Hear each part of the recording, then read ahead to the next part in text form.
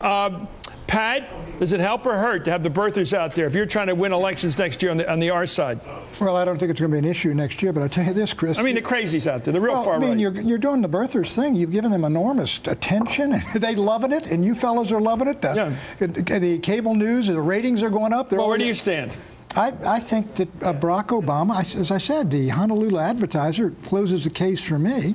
But I think that there's no doubt about it. But what's in the juice out there? Why would somebody believe or spend 2 seconds pushing the argument? I can see somebody doing it for a radio show to get the ratings up, but why would any normal person in a free country push the idea that their president is foreign born and therefore ought to be picked up because he never went through a naturalization process, so he ought to be picked up and arrested and thrown out of the country if you buy the argument? Well, it's the same reason that people thought Lyndon Johnson was behind Jack Kennedy's death, or the same people. But they weren't calling in and all that stuff. But the same people thought George Bush, he didn't act on New Orleans because it was African-American folks that were being hurt. People are out there all the time, Chris. You ought to let them go. And look what the Republicans are doing. Well, you're doing this.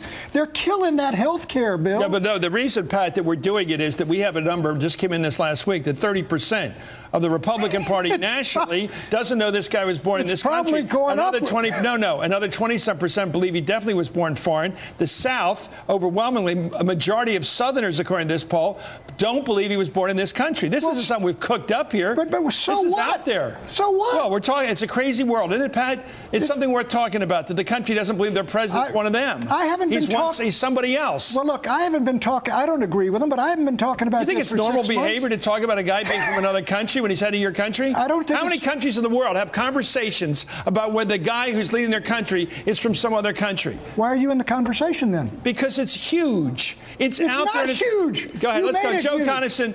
You made it huge. I am personally responsible. I got a lot of power. Pat, Joe, your thoughts on this? Did we create this here on this show? We created we put the thalidomide or whatever you call it. What's that stuff they put in the water?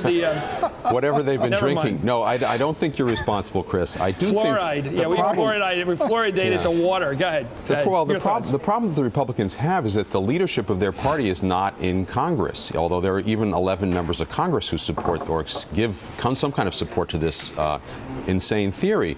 It's that the leadership of their party is in talk radio. It's on the wilder reaches of the blogosphere.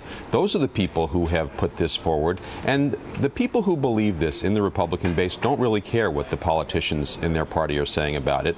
They give a mealy-mouthed answer like Bob Corker's answer. Well, I think so, but I'm sure glad to hear from the people who don't. They are listening to the people with conviction who are on talk radio who are saying, hey, Barack Obama is from another country. And you know why they're saying this, Chris. This isn't a way of trying to create fear of the other, fear of a black president.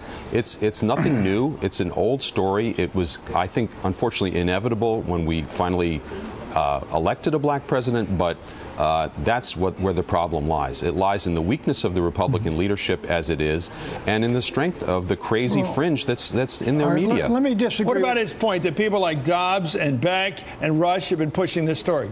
Well, they push other stories related to it. Maybe they believe it, but I'll say this. Listen, Chris, the Republican Party is not in bad shape.